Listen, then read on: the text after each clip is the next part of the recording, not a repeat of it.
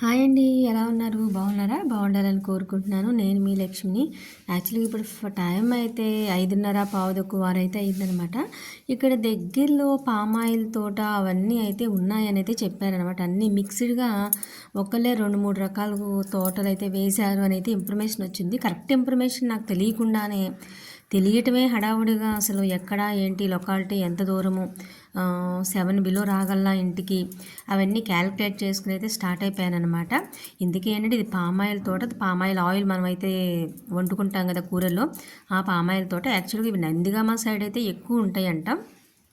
But ఈ రైతు ఎవరైతే అంకులు వేసారో చేను, వీళ్ళైతే జస్ట్ మనం ట్రై చేద్దాము అని అయితే 1 ఎకరంలో పామాయిలు, కొంచెం 1 ఎకరంలో జామ తోట అండ్ కొన్ని ఆల్ మిక్స్ కలిపిన కొన్ని పళ్ళ రకాలు అన్నీ అయితే పెట్టారనమాట. సో ఇంకా అట్లనైతే తెలిసింది. సో వెళ్ళైతే విజిట్ చేద్దాం. అసలు పామాయిల్ తోట నేను ఎప్పుడు పామాయిల్ అయితే మనం కూరల్లో వండుకుంటాం, అన్నీ చేస్తాం, మనం అసలు అవి ఎలా ఉంటాయి ఏంటనైతే అనిపించింది. సో ఫస్ట్ టైం అయితే వెలిసా నిజంగా అవి ఎలా ఉన్నాయంటే ఈత పళ్ళు కనుక పండిపోతే ఎలా ఉంటాయో అలా అయితే అనిపించినాయి నాకైతే. అబ్బాయి ఎంత బాగున్నాయి, అసలు తినాలనిపించేస్తుంది కదా వాటిని, అంత ఇదిగా ఉన్నాయి అని అయితే అనిపించింది.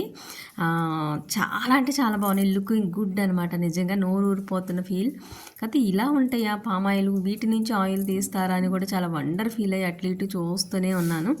ఇంకా అవన్నీ చూసిన తర్వాత చాలాసేపు తర్వాత జామ తోటలో కూడా వెళ్దాము, కాయలు ఏమైనా ఉంటే ఆర్గానిక్ కదా మంచివి చూద్దామని అయితే చూశాను. కానీ బట్ ఇప్పుడే రెడీ అవుతా ఉన్నట్టున్నాయి. చిన్ని చిన్ని పిందెలు అయితే ఉన్నాయి. బట్ ఒక్కటైనా సరే సాధించుకొని తీసుకోవాల్సిందే అని చెప్పి ఒక 10-15 చెట్లు అయితే అటు ఇటు తిరిగితే ఒక చిన్న కాయ అయితే దూరది దొరికిందనమాట. అమ్మయ్య మొత్తానికి తోటలోకి వచ్చి కాయ తినకుండా వెళ్ళటం ఏంటి అసలు అని అయితే అనుకుని ఒక కాయ అయితే కోసుకుని తింటూ అయితే వెళ్ళాను అనమాట రిటర్ను. నాకైతే చాలా నచ్చింది, మీతో అయితే షేర్ చేసుకుంటున్నాను. Please watch, thank you, subscribe.